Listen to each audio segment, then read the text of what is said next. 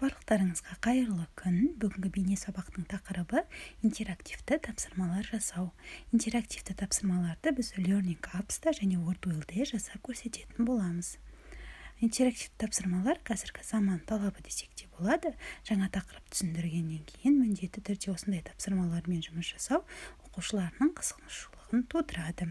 Learning Apps-қа кіру үшін бірінші Google-да ашамыз, іздеу жолағына Learning Apps деп жазамыз.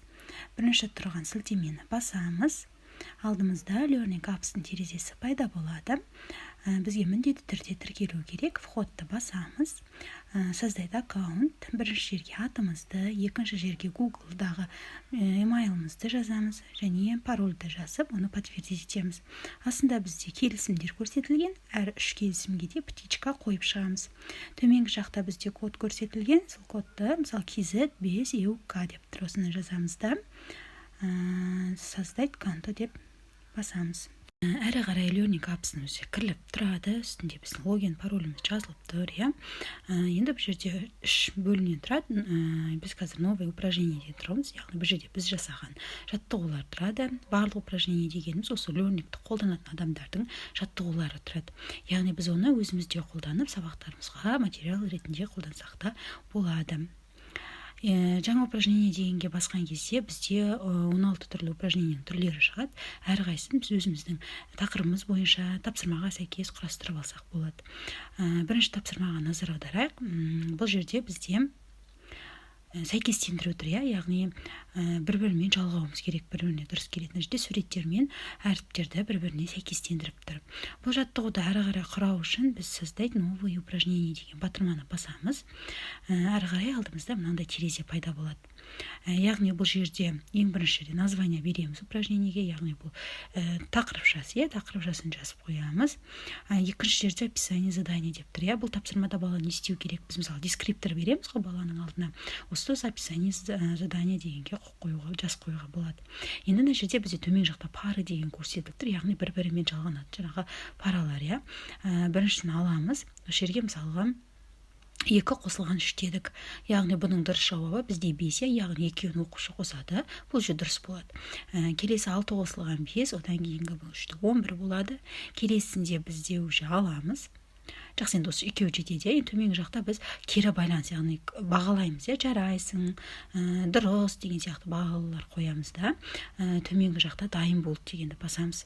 Ары қарай біздің жаттығуымызда көрсетіліп жатыр. Яғни мына қарасаңыздар, бізде көк дөңгелекпен берілгендер, бұл жауаптары, осы жауаптарды есептен біріктіру қажет. Бала алады, бір-бірімен біріктіреді. Әрі қарай төменгі жақтағы көк птичканы басады да, дұрыс екенін қарайды. Жарайсың деп бағаланып тұр. Бұл тапсырмалар біздің жеке кабинетімізде сақталып тұр. Менің упражнениелерім деген жерге барамыз. Жерде біздің жаттығуларымыз тұр, асында дұрысын тап деп. Әрі қарай енді осы немізді ашып көрейік, жаттығуымызды. Енді астыңғы жағында біз осы жаттығудың ссылкасын аламыз. Ол үшін төменгі жақтағы опубликование упражнение деген батырманы басамыз. Бұл арқылы біз жаттығуымызды жарнамалаймыз.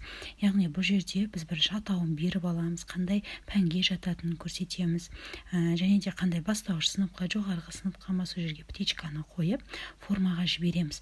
Не үшін бұл бізге қажет? Яғни ол жаттығу біздің жеке кабинетімізде тұрғанымен келесі сабақтарда слайдтарды көрсеткен кезде оны сіз логин парольді термей ссылканы басу арқылы әрі қарай көре беретініңізге тиімді.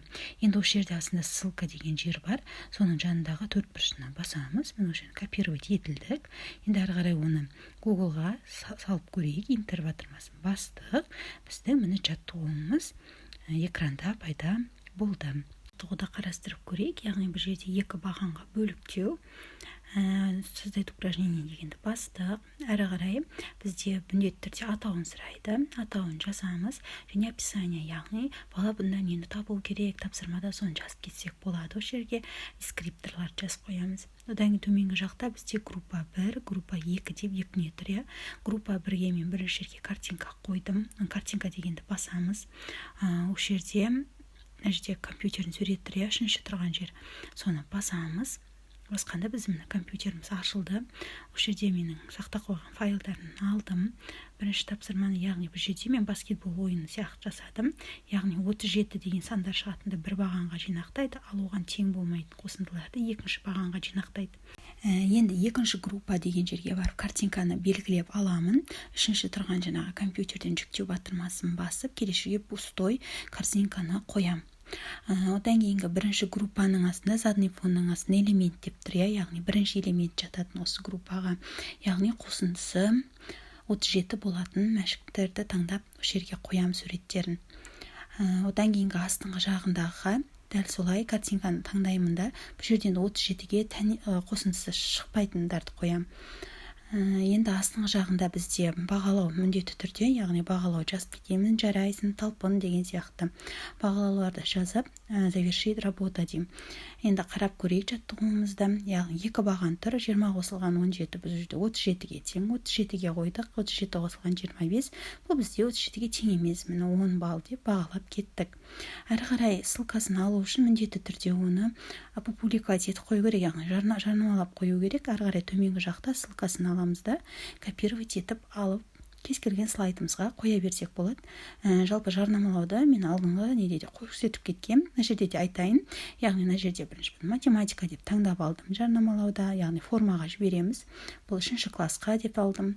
Астыңғы жағында қандай начинающих или бастауыш жоғарыға дегендерге птичка қоямыз да формаға жіберу дегенді басып қоямын. Міне жаттығуымыз дайын.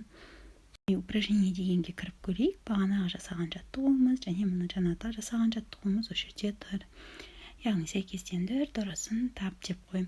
Және мына папкаларға біз топтап тұрып қойсақ болады, атауын жазып, мысалы 4-ші сыныпқа арналған тапсырмам деп жеке-жеке бумамен қойып қойсақ болады. Ол үшін плюс таңбасын басамыз мына жердегі буманың үстін. Енді ойын түріндегі тапсырмаларды құрастырып көрейік. Мысалға мына жерде аттар жарысы ретінде қалсақ болады. Упражнение құру дегенді басамыз.